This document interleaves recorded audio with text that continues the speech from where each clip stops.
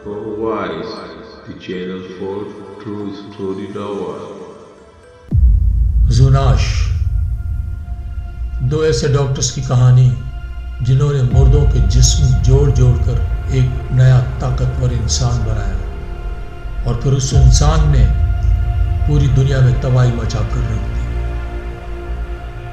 کہانی کا اگلا حصہ سماعت فرمائیں۔ ڈاکٹر پرویز نے کہا، میں اسے ریموٹ کے ذریعے واپس بلاتا ہوں۔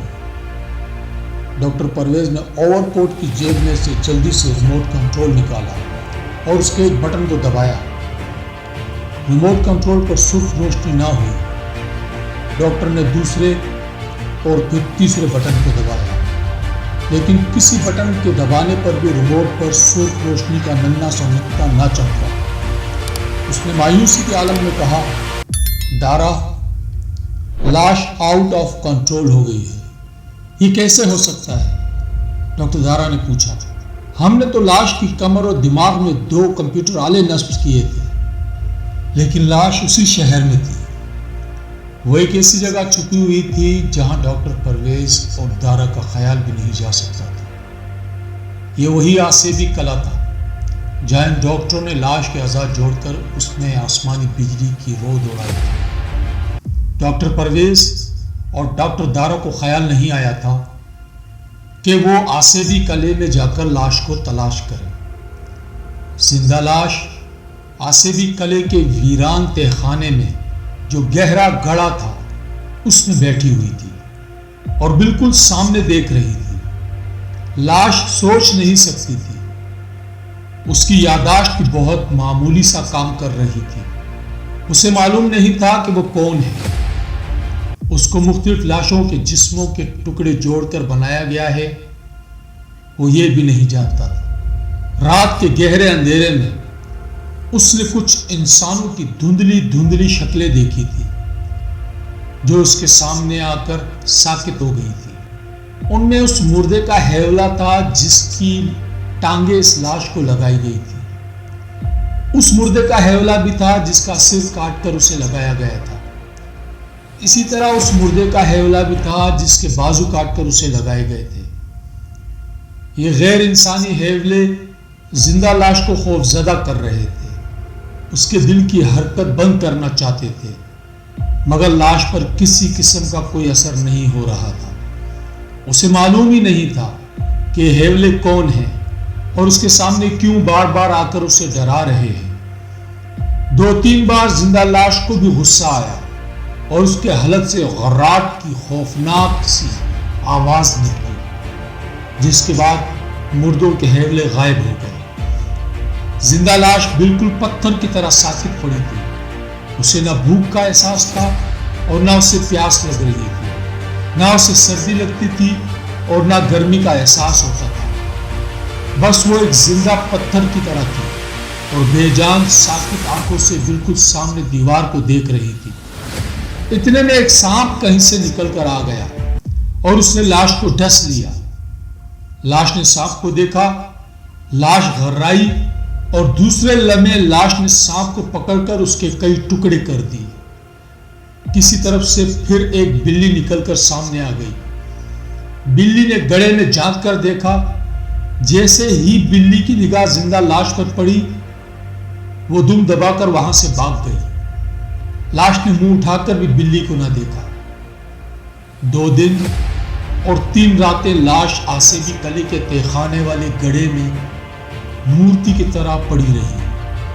4تھے روز رات کے وقت اچانک لاش نے خرخراہٹ والا سانس لیا اور گڑھے سے باہر نکل آئی۔ لاش کے سارے جسم پر اسپتال کی پٹیاں بندھی ہوئی تھی جو مٹی لگنے سے میلی ہو رہی تھی۔ لاش تہ خانے میں سے نکل کر قلعے کی سیڑھیاں چڑھنے لگی۔ سیڑھیاں چڑھ کر وہ چھت پر آ گئی۔ چھت پر بڑی سردی پڑ رہی تھی، مگر لاش کو سردی کا ذرا سا بھی احساس نہیں ہو رہا تھا۔ لاش آہستہ آہستہ کسی روبوٹ کی طرح چلتی چھت کے وسط میں اس اسٹریچر کے پاس آ کر کھڑی ہو گئی جس پر اسے باندھ کر اس کے جسم سے آسمانی بجلی گزاری گئی تھی۔ लाश 1-2 मिनट तक मुसलसल स्ट्रेचर को टिकटिकी बांधे देखती रही और किसी किसी वक्त उसके हलक से गुर्राहट की आवाज निकलने लगती थी।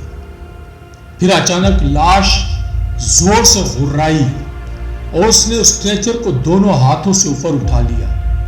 लाश में इस कदर ताकत थी कि स्ट्रेचर, जिसे छत के फर्श के साथ मोटे मोटे क्लिप लगाकर जोड़ा गया था, एक झटके से लोहे के क्लिप टूटकर दूर जा पड़े। लाश ने स्ट्रेचर को दोनों हाथों से सिर से ऊपर उठा लिया और आहिस्ता आहिस्ता चलकर छत के किनारे पर आ गई।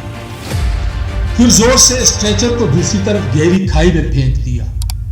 उसके बाद लाश 2 मिनट तक झुककर गहरी खाई में देखती रही, फिर गुर्राई, फिर गुर्राती हुई छत से नीचे उतर आई।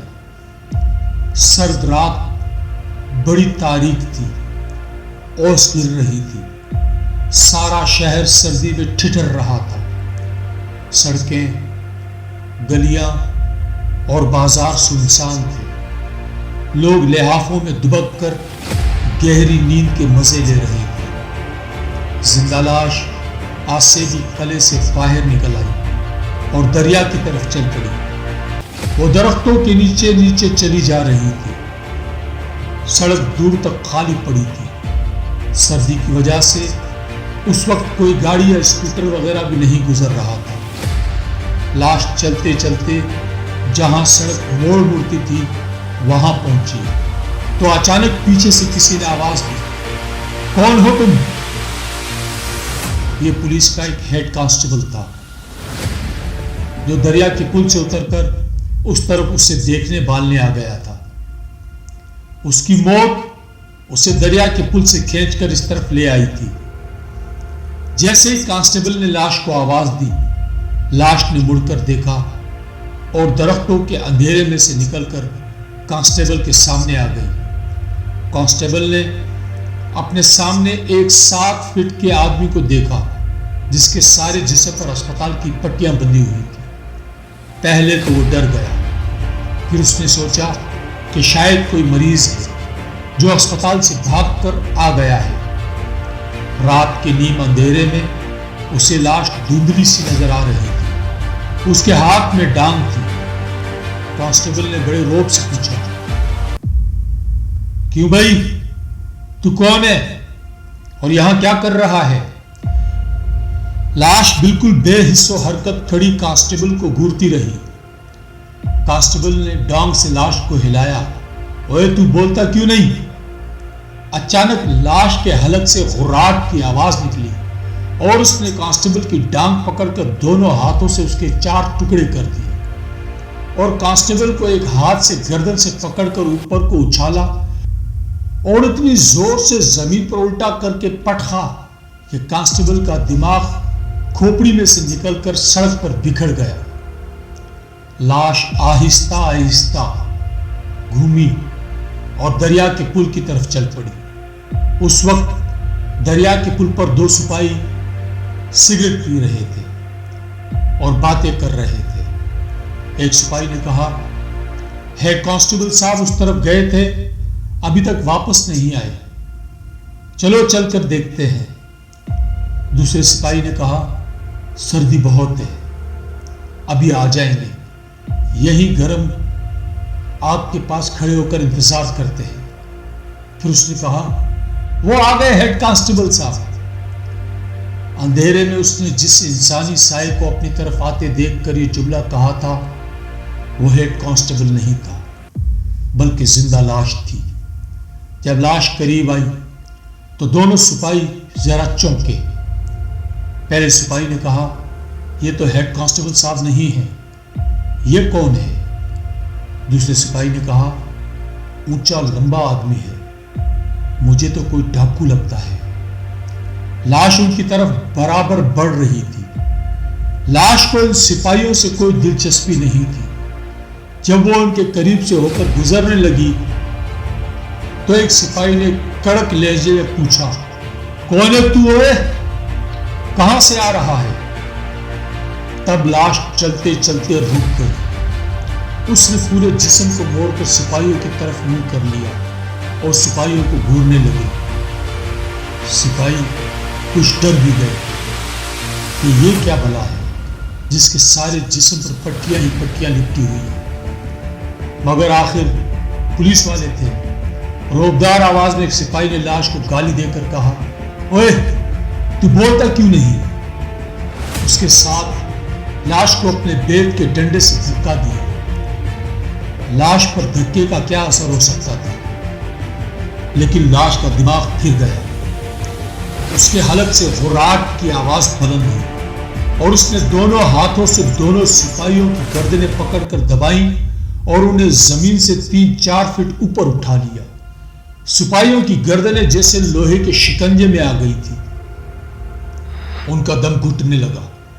انہوں نے ہاتھوں سے لاش کے ہاتھ کو ہٹا کر اس کے شکنجے سے نکلنے کی بہت کوشش کی، مگر لاش کے ہاتھوں کے شکنجے اور سخت ہوتے گئے، یہاں تک کہ دونوں سپاہیوں کی آنکھوں کے ڈیلے باہر آ گئے اور وہ تڑپنے لگے۔ لاش نے دونوں سپاہیوں کو زور سے اوپر اچھالا اور پھر انہیں طاقت سے سر کے رخ سڑک پر پٹک دیا۔ دونوں سپاہیوں کی کھوپڑیاں کھل گئی اور دماغ باہر نکل کر بکھر گئے۔ لاش نے سپاہیوں کی لاشوں کو وہیں چھوڑا اور دریا کی طرف چل پڑی اور آہستہ آہستہ دریا کے ساتھ چلتی ہوئی اندھیرے میں گم ہو گئی۔ خوف اور دہشت سے بھرپور اس کہانی کا سلسلہ ابھی جاری ہے۔